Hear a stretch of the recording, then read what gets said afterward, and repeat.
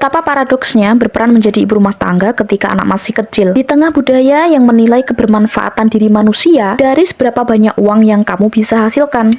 Halo semuanya, kembali lagi di ruang bercerita ibu rumah tangga yang hidup di desa. Sambil beraktivitas seperti biasa, aku pengen ngajak kamu merenung tentang satu paradoks yang mungkin juga sedang dialami banyak ibu rumah tangga. Dalam budaya kita, mengasuh, mendidik, dan merawat anak sering dianggap sebagai tugas utama seorang ibu, lengkap dengan seperangkat pekerjaan domestik pula. Yo masak, nyuci, beres-beres rumah, sampai memastikan semua kebutuhan keluarga terpenuhi. Masalahnya bukan pada pilihan menjadi ibu rumah tangga, tapi masalah yang menjadi fokus obrolan aku ini adalah cara masyarakat memberi nilai terhadap pekerjaan seorang ibu rumah tangga. Kalau perempuan kok sudah menjadi ibu, memilih hanya fokus mengasuh anak dan mengerjakan pekerjaan domestik, stigma yang muncul seringkali menurut aku akan keras banget ke kamu. Kenapa aku bisa bilang begini? Ya karena aku juga pernah mengalami stigma itu. Tapi aku nggak menggeneralisasi bahwa semua perempuan yang jadi ibu bakalan mengalami stigma yang sama.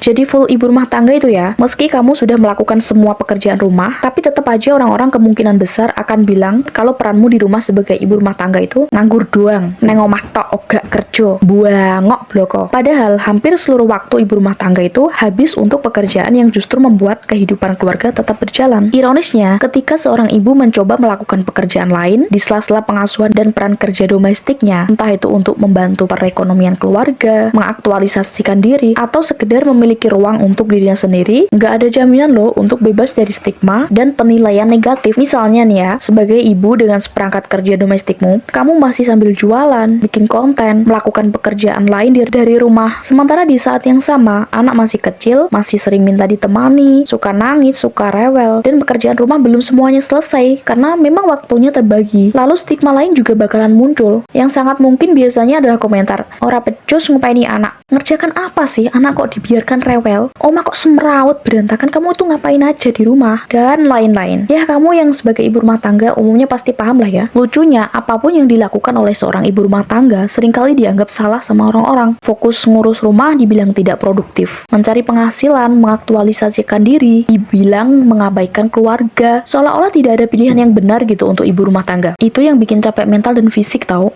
Menurutku, persoalannya bukan karena ibu rumah tangga itu nggak mampu melakukan banyak hal, tapi karena seluruh pekerjaan pengasuhan dan domestik masih terlalu sering dianggap sebagai tanggung jawab utamanya seorang ibu. Padahal kalau saja pasangan atau keluarga besar ataupun orang-orang di sekitar mau berbagi peran dalam pengasuhan dan pekerjaan rumah, bukan berarti ibu rumah tangga itu tidak bisa berkarya loh. Perempuan ibu rumah tangga juga bisa berbisnis, bekerja, berkarya, melanjutkan pendidikan, atau bahkan membangun karir. Tapi semua itu jauh lebih mungkin dilakukan ketika kerja domestik dan pengasuhan tidak dibebankan hanya kepada satu orang aja. Apalagi ditambah budaya berbagi peran belum menjadi budaya dan kesadaran pula. Kerjaan domestik dan pengasuhan itu juga namanya kerja. Bedanya, kerja ini sering tidak dibayar sehingga dianggap tidak bernilai. Karena masyarakat kita masih mengukur produktivitas dari seberapa kamu bisa menghasilkan uang. Seolah-olah seseorang baru dianggap berkontribusi kalau menghasilkan gaji. Kalau kamu hari ini menjadi ibu rumah tangga dengan anak yang masih kecil, tidak punya partner yang benar-benar mau berbagi peran, tidak punya support system yang memungkinkanmu melakukan hal lain di luar pengasuhan dan pekerjaan domestik, ditambah lagi harus menghadapi stigma lingkungan yang menganggapmu nganggur doang, aku paham itu memang berat, bukan karena kamu lemah, tapi karena kamu sedang menjalani peran yang bebannya besar, sementara pengakuan sosial terhadap kerja itu masih minim. Kalau kamu tidak terus menguatkan cara pandangmu sendiri, kemungkinan besar mentalmu akan bisa jatuh berkali-kali. Semua apa yang aku obrolkan, kamu tidak harus setuju, dan kamu boleh punya cara pandang lain. Semangat semuanya, sampai jumpa di video selanjutnya.